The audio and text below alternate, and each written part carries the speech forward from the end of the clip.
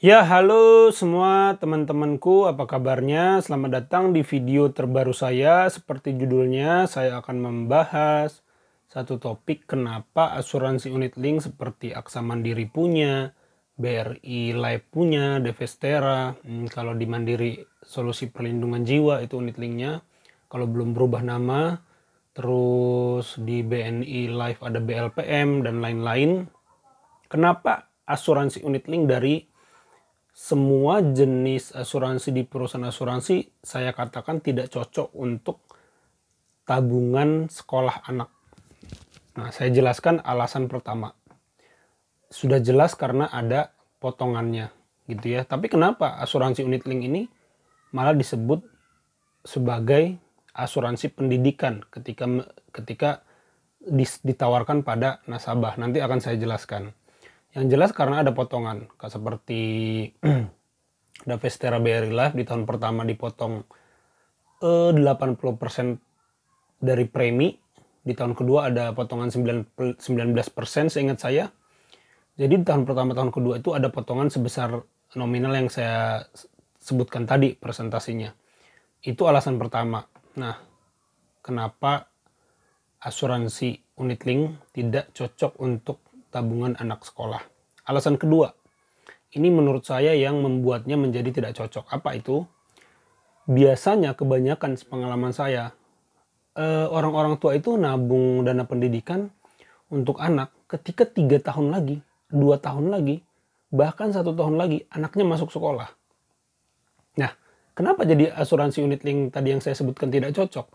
Bayangkan teman-teman, anak-anak teman-teman 2 tahun lagi, 3 tahun lagi masuk SD, ada yang masuk SMP, ada yang masuk SMA.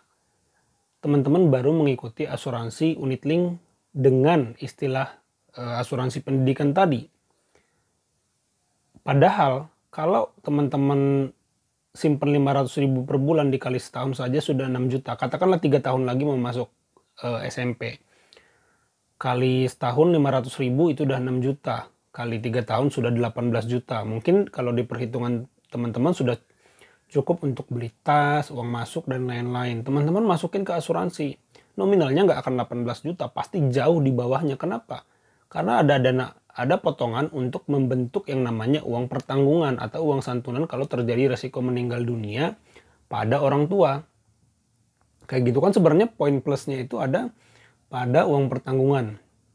Kayak gitu. Nah, tapi tetap tidak cocok kalau menurut saya. Lah, kalau selling pointnya daripada penjual asuransi kan apa itu namanya, Bu, Pak, kalau Bapak meninggal bagaimana biaya sekolah anak-anak ini? Nah, itu kan selling pointnya dan itu benar. Kayak gitu. Jadi solusinya bagaimana? Menurut saya begini, teman-teman harus punya dua gitu. Kalau teman-teman hanya ikut satu, yaitu asuransi unit link ini, dan teman-teman persepsikan bahwa ini adalah tabungan untuk nanti anak saya 3 tahun lagi masuk sekolah, ini yang banyak zonk. Kenapa banyak yang komplain, banyak yang marah, banyak yang merasa dirampok duitnya? Ya karena kejadiannya begini. Tidak tahu ada potongan, di persepsinya 3 tahun lagi ketika saya nyimpen 500.000 per bulan, setahun 6 juta kali 3 tahun 18 juta. Cukup nih buat anak saya masuk SMA. Ternyata pas dicek 3 tahun lagi nominalnya jauh di bawah persepsinya atau prediksi si nasabah ini. Karena pertama dia nggak tahu ada potongan.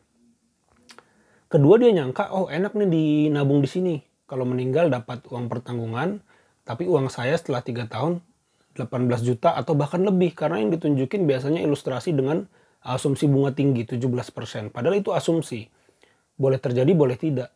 Kayak gitu loh. Dan kemungkinan pun tidak akan terjadi. Karena investasi apa yang dalam 3 tahun tuh langsung bisa jadi berkali lipat itu nggak ada ceritanya itu ya. Kayak gitu. Kecuali mungkin saham ya. Kita nggak ngerti. Tapi yang saya maksud realistis aja gitu yang saya maksud tuh. Jadi bagaimana mensolusikan kalau nanti orang tua meninggal, anak biaya sekolahnya bagaimana pendidikannya. Nah solusi dari saya begini, carilah kalau ada, tapi setahu saya ada asuransi, kalaupun mau ikut asuransi yang skemanya itu kalau orang tua meninggal uang pertanggungannya itu gede-gede banget.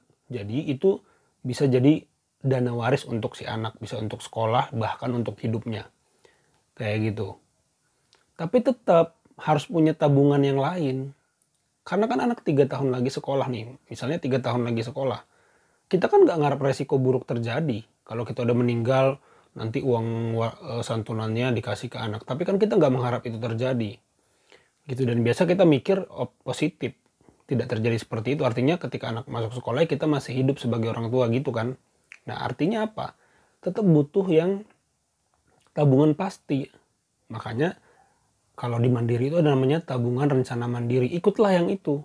Jadi kalau mau nih, idealnya banget punya asuransi jiwa, entah unit link, entah asuransi jiwa murni, terserah dah.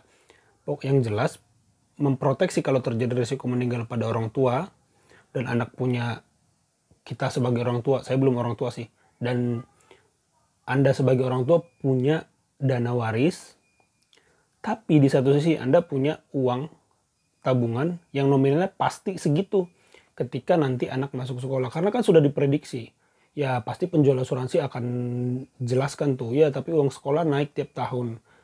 Ya tapi mengikuti asuransi unit link bukan jawabannya. Karena apa? Teman-teman anaknya 3 tahun lagi sekolah, kecuali anak teman-teman itu sekolahnya jadi masih umurnya masih 2 bulan sudah diasuransikan untuk dana pendidikan. Jadi nanti ketika dia usia 17 tahun atau 15 tahun memasuki kuliah, dananya itu dari sini. Sementara dana SD, SMP, SMA, dan TK sudah ditabungkan di dana lain, deposito misalnya. Jadi intinya yang mau saya sampaikan apa?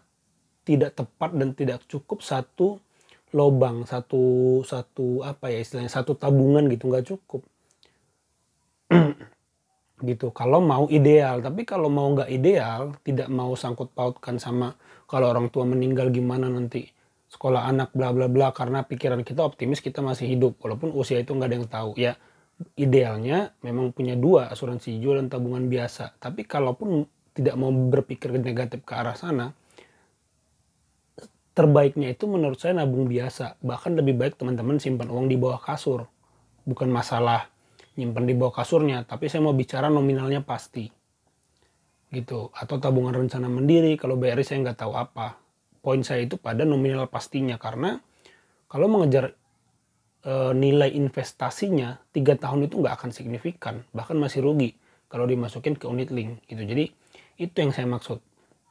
Nah saya harap teman-teman menangkap nih apa yang saya jelaskan ini, nangkep gitu poin-poinnya, arahnya kemana, teman-teman bisa tangkep gitu. Karena kebanyakan nasabah yang komentar di channel saya ini nggak mau dengarkan gitu, makanya mungkin bisa ditipu tuh karena mereka tuh sebenarnya tidak mau mendengarkan, maunya ngomong doang, nanya doang, tapi nggak mau mendengarkan penjelasan secara komplit. Akhirnya ya gitulah, babak belur saja, panik nanya di kolom komentar, Pak di video udah saya jelaskan.